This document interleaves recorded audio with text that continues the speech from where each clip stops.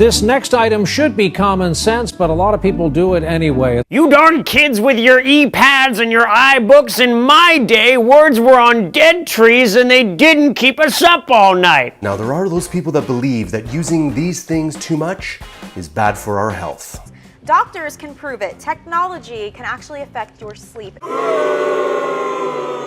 Not getting enough sleep isn't just dangerous, it can also be deadly. That the more you use your device before you fall asleep, the more likely you are to be doing damage to your long-term health. Light from the screen may end up keeping you awake longer. It's 1 a.m. You should be sleeping, but you're glued to your smartphone, catching up on the latest news, Facebook updates, and tweets.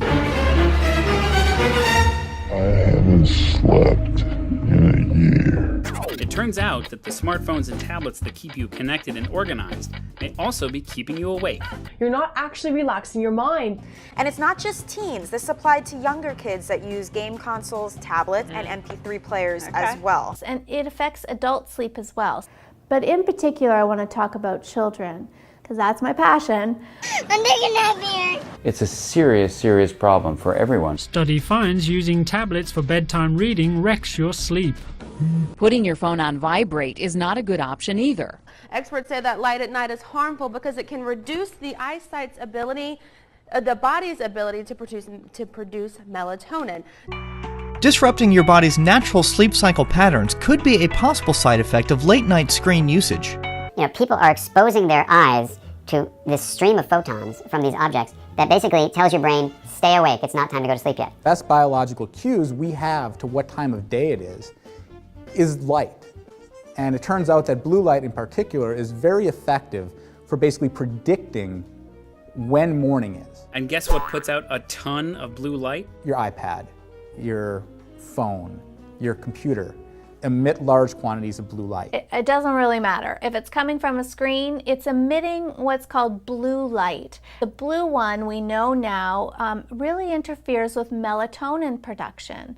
Now, if you don't know yet what melatonin is, it is a hormone that our body naturally secretes that helps us feel fatigued and ready for bed. If your melatonin production gets turned off, sleep problems and insomnia can start. This leads to trouble getting to sleep and staying asleep. And the sleep is lower quality overall. Sleep deprivation chronically affects the whole body, the brain, in terms of memory, executive function. The heart would go into heart failure, irregular heart rhythm, weight gain, development of diabetes, sexual dysfunction, relationship issues, accidents on the road was more than 7 times risk of accidents for someone who is chronically sleep deprived. Teens who use their phones before bed actually need more than an hour to fall asleep at night. They slept less than 5 hours a night if they spent more than 4 throughout the day using electronics. So the more they use it throughout the day, the less they sleep at night. A lot of people tell me though that their child relaxes in front of the TV, that it's a great wind down activity that they do. And I know that's what it looks like, but the truth of the matter is it's not relaxing. It's very stimulating. During the study, those using e-readers and tablets instead of books took 1.5 hours longer to fall asleep. Scientists advise people to minimize the use of such devices before bedtime, especially in teenagers who need more sleep than adults. It makes your attention falter, your memory is impaired, your ability to think through problems is challenged. Your insulin even, that helps regulate your metabolism, is turned upside down, so you're more likely to gain weight from what you eat and eat more. And then, if that weren't enough, it's actually toxic to the connections in your cells. Kids that don't get good sleep will not be learning as well.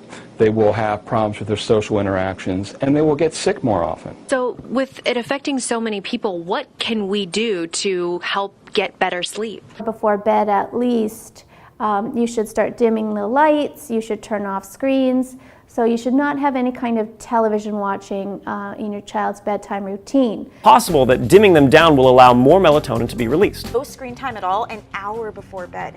Limit your exposure to technology to 3 hours a day or less. I say if you just turn down the brightness on your screen. It's especially important for parents to make sure their kids turn off their cell phones and computers 1 hour before bedtime.